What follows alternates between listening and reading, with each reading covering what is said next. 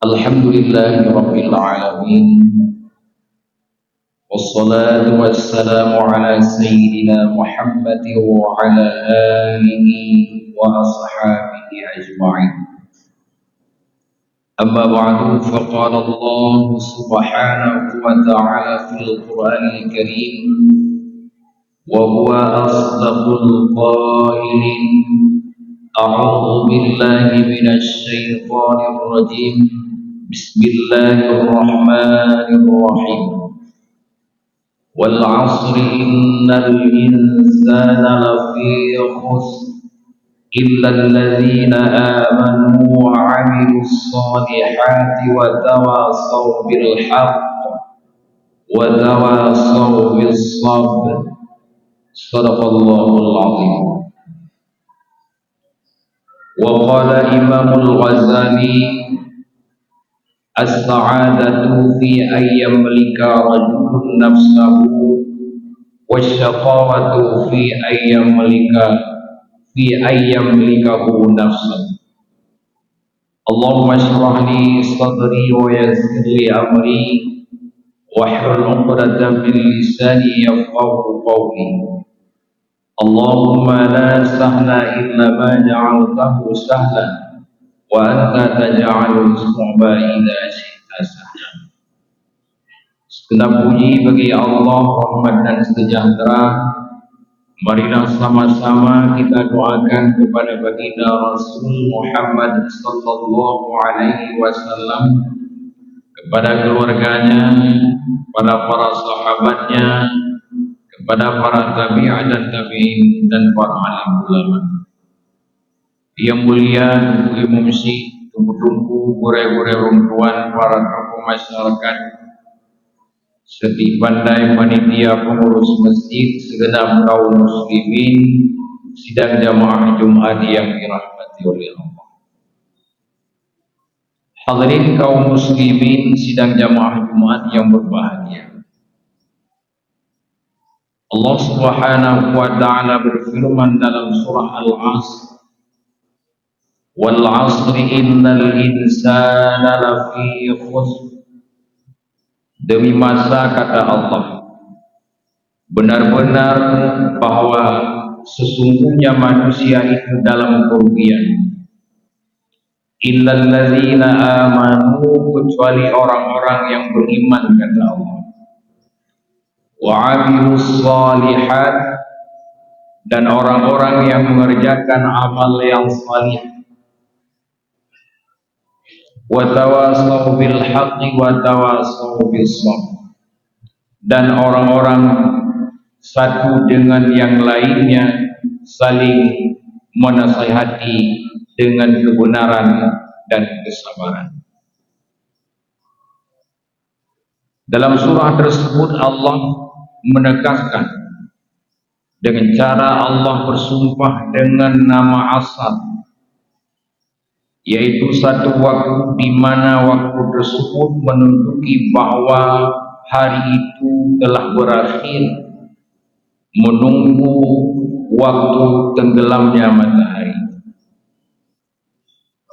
Benar-benar manusia itu dalam keadaan kerugian.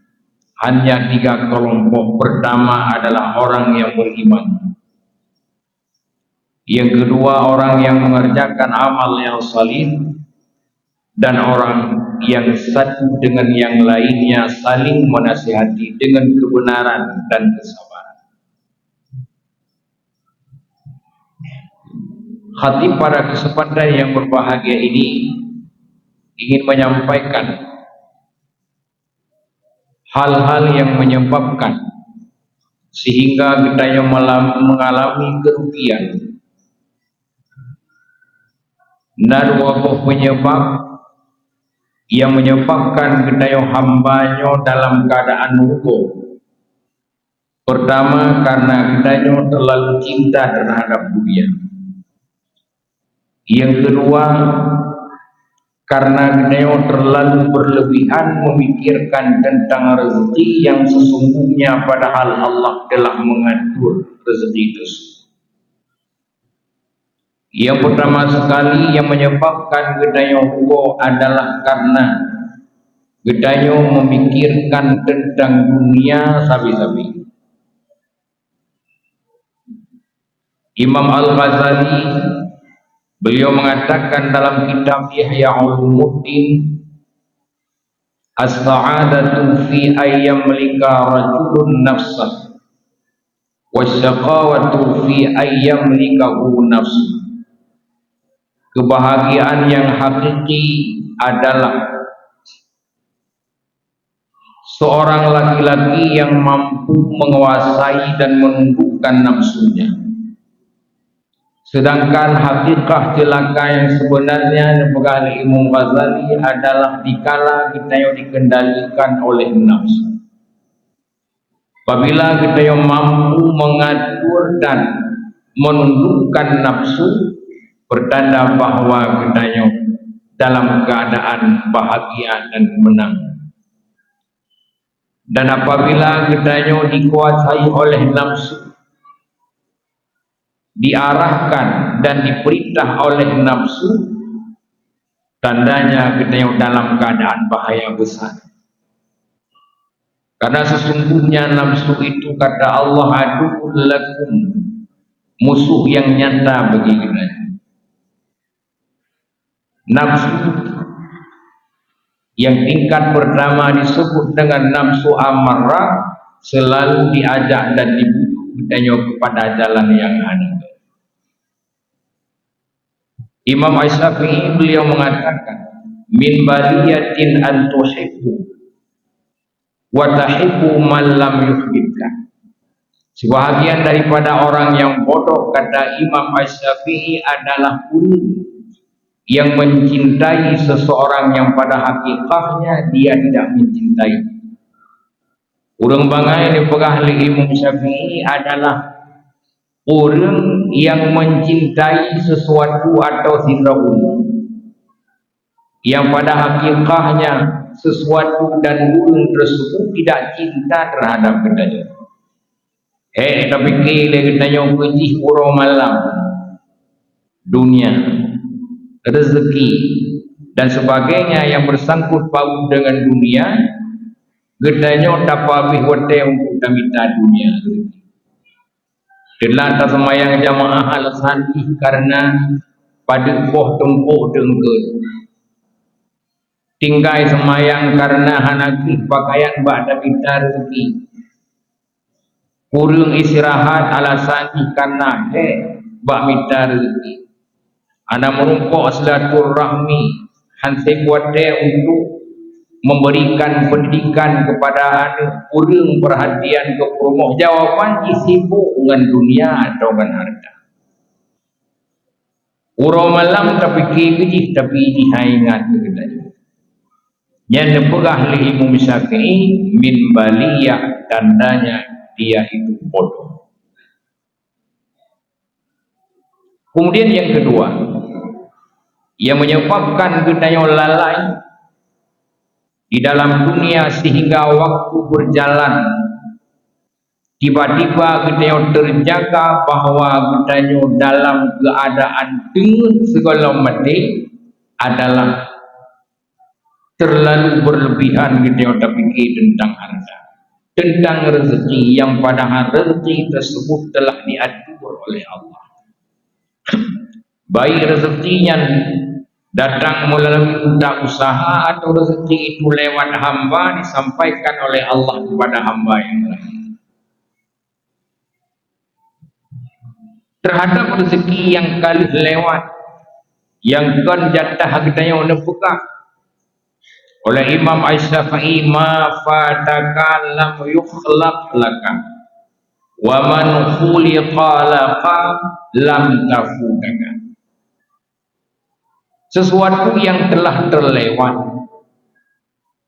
itu bukan jatahmu. Kalau memang itu adalah jatahmu, la yafutaka, dia tidak akan kemana. Uronyo getanyo dah minta rezeki dah target benar 1 juta, tapi yang lebih Allah hanya 500 tu yang akan jatah. Tidak usah berlebihan dalam memikirkan pakai 500 handru. Tak perlu uronyo 200 tapi na 50. Berarti 150 nya hana jatah katanya. Lam yukhlaq. Tapi andai kata memang itu dicipta, diatur rezeki itu untukmu, kata Imam Syafi'i, la yafutaka, itu akan kemana? Perlihat juta ini je oleh Allah 2 juta karena memang jatah rezekinya 2 juta. Tadu hana tajak saho, tadu irumuh hana daminda. Kalau memang itu jatah engkau, kata Imam Syafi'i, dia akan datang. Pada Bohro terjadilah dialog perbedaan antara Imam Syafi'i dengan gurunya Imam Malik. Nepegah Imam Syafi'i bahwa rezeki itu akan datang dengan diusaha. Han akan terus rezeki muyohana tak usaha. Imam Malik memberikan pernyataan sebalik daripada pernyataan Imam Syafi'i. Kan wahai murid Imam Syafi'i, rezekinya kan bak minta, tapi rezekinya bak jatah. Pekehna minta atau hana minta, kalau memang rezeki itu milik kita akan datang ke kita. Tiba-tiba berpisahlah Imam Syafi'i dengan Imam Malik. Dalam perjalanan Imam Syafi'i hoi le sira urang po kubun anggur. Imam Syafi'i ni piuh sihat. Oleh Imam Syafi'i ni piuh kekeul le po kubun anggur ni ban ulun wahai Imam Syafi'i uronyo. Lun hansip tenaga kerja untuk memanen buah anggur. Oleh Imam Syafi'i mengiyakan permintaan daripada pokebun. Singkat cerita, oleh Imam Syafi'i membantulah memetik memanen buah anggur. Selesai Imam Syafi'i membantu memanen buah anggur tersebut, oleh pokebun gejuklah upah sabuh kerenjang buah anggur ke Imam Syafi'i sebagai upah. Bedak Imam Syafi'i dengan penuh semangat ingin membuktikan kepada gurunya Imam Malik betul-betul bahawa rezeki yang anda usaha. Muyohana taplah batai, muyohana tubir roh. Maka rezeki Yohana menurut pendapat Imam Syafi'i. Berumpaklah Imam Syafi'i dengan Imam Malik. Assalamualaikum wahai Qurailun. Waalaikumsalam. Wahai Qurailun, Imam Malik nyo na hadiah kedol. Putra wahai Imam Syafi'i sikan keranjang buah anggur. 1/2 dek gelun, 1/2 setengah dek kedol. Oleh Imam Syafi'i, oleh Imam Malik baca bismillah kebajuhlah sine-ne buah anggur. Pemberian daripada Imam Syafi'i. Dengar kebajuh Imam Malik buah anggur kekeul le Imam Syafi'i ba Imam Malik wahai Qurailun. Nak tunai pandai buah anggurnya, hana. Buah anggurnya wahai Imam Malik hasil kerja lu atung upah. Ibilah upah sabuh keranjang setengah gelun, setengah gedon. Bukti bahawa lun demer rezekinya karena lun. Imam Malik dekai kepajuh. Selesai kepada padi-padi ini kekeul Imam Malik nyok rezeki lo. Yang tapi le kata wahai Imam Malik, Imam Syafi'i kelon nyok rezeki lo. Sehingga putuslah persoalan perdebatan antara Imam Syafi'i dengan Imam Malik bahawa rezeki itu diatur, ditakdirkan oleh Allah kepada setiap hambanya menurut kadarnya masing-masing. Maka kayaknya kan bak le jam kerja 20 kuit jam dah kerja handan tebak jam kerja. Kerjanya kan bak dah betah kedah siap kedai siang malam warung ibirin doi mata 20 kuit jam siang malam hana si kaya. Rezekinya kan bak cara rezekinya kan bak kurang le bak minta, tapi rezeki itu adalah ketentuan Allah. Oleh sebab demikian, kita orang mukmin jangan berlebihan memikirkan sesuatu yang telah diatur oleh Allah sehingga angan minta rezeki yang dia alasan. Anda daya buat malam Jumaat majlis, hansip buat deh kitanya tajah buat malam Jumaat. Jir ke alasan telan semayang jamaah. Jid ke sebab hanti wadai kana dan perumah berbagai macam persoalan yang lain yang dijadikan kambing hitam adalah sibuk bahmindah. Hadirin kaum muslimin sidang jamaah yang dirahmati oleh Allah. Maka dua perkaranya adalah penyebab getanya lalai di dalam dunia sehingga hana kesempatan untuk budaya memperkuatkan iman. Kurang wadai untuk mengerjakan amal yang saleh. Jarang berjumpa satu sama lainnya untuk memberi nasihat, dimintakan nasihat kepada guru, memberi petunjuk kepada orang lain karena nak kelebihan, itulah penyebabnya. Maka tentang dua perkara tersebut, penentuan adalah ilmu. Imam Syafi'i mengatakan, ma fatahu ta'allum fi waqti syababi fakabbir alaihi arba'an liwafati. Si berangkasa mantang pada waktu mudanya dia luput mencari ilmu, hana ajak sekolah waktu muda, hana ajak beut waktu muda. Dan begah oleh Imam Syafi'i, fakabbir alaihi arba'an, baca takbir mantang beut ke ada ni, pakat liwafati, karena dia telah mati. Para pemuda yang di waktu usia mudanya membuang-buang waktu, hana ajak sekolah, hana ajak beut. Yang dipegah oleh Imam Syafi'i, dia adalah bangkai mayat yang berjalan di kala waktu tua. Islam tidak menginginkan pemuda itu di kala mereka tua adalah bangkai yang berjalan. Bermakna bahwa yang kira ulu yang menjajah dan pegah oleh Imam Syafi'i adalah mereka yang punya ilmu. Maka mari kita yang berhenti, kita yang naan di usia pendidikan mereka, jangan sibukkan mereka dengan mencari uang. Bahaya buat bahaya juga. Karena mereka harapan bangsa dan agama. Dikala mereka sudah tiba masanya, mereka akan menjadi pembantu agama, penolong bangsa, pencerah rakyat, orang yang memberikan ilmu dan pikirannya untuk kemajuan bangsa dan agama. Hana makna awak de urung yang karaya yang sama lagi tapi buku bangkit. Kalaupun mereka berjalan layaknya mereka sebagai robot, tidak ada fungsi dan tidak bermakna yang sebenarnya makna bagi agama dan bangsa. Hadirin kaum muslimin sidang jamaah Jumat yang dirahmati oleh Allah, demikian yang dapat khatib sampaikan. Jadilah satu kesimpulan di mana bahwa dipegah oleh Allah hanya heboh golongan segaya anarugo. Pertama kitanya yang na iman, kemudian imannya tak kuat dengan ilmu. Yang kedua kitanya yang kana iman tak kerjakan amal yang saleh, amal yang salehnya tak butuh dengan ilmu. Yang ketiga adalah kitanya yang saling bantu membantu, tolong menolong dengan memberikan ilmu dalam bentuk kebenaran, mengajak saudara kita yang dilanda musibah dengan kesabaran.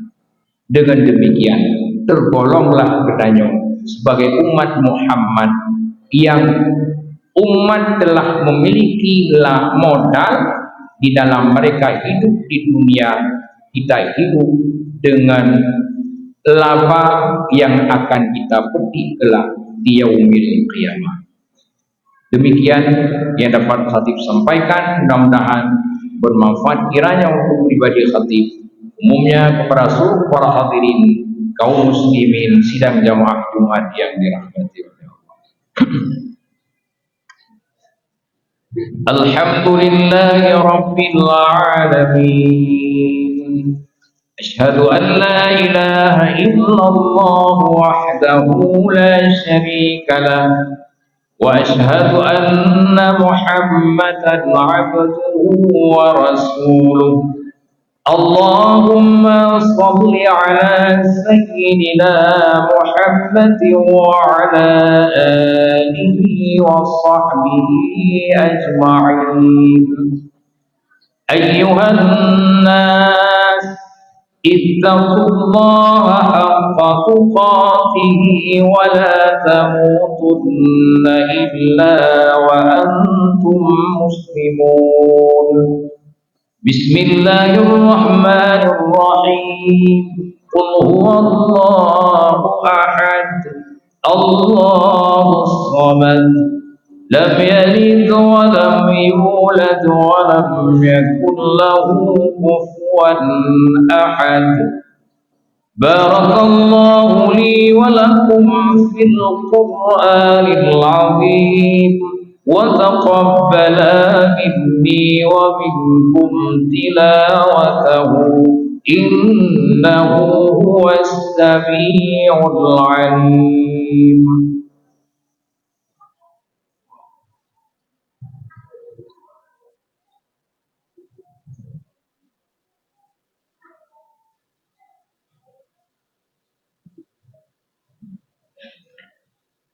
الحمد لله رب العالمين. أشهد أن لا إله إلا الله وحده لا شريك له وأشهد أن محمدا عبده ورسوله. اللهم صل على سيدنا محمد وعلى آله وصحبه أجمعين. أيها الناس اتقوا الله حق تقاته ولا تموتن إلا وأنتم مسلمون. بسم الله الرحمن الرحيم. إنا أعطيناك الكوثر فصل لربك وانحر إن شانئك هو الأبتر. اللهم اغفر للمسلمين والمسلمات والمؤمنين والمؤمنات الأحياء منهم والأموات. ربنا هب لنا من أزواجنا وذرياتنا قرة أعين واجعلنا للمتقين إماما. ربنا آتنا في الدنيا حسنة وفي الآخرة حسنة وقنا عذاب النار برحمتك يا أرحم الراحمين.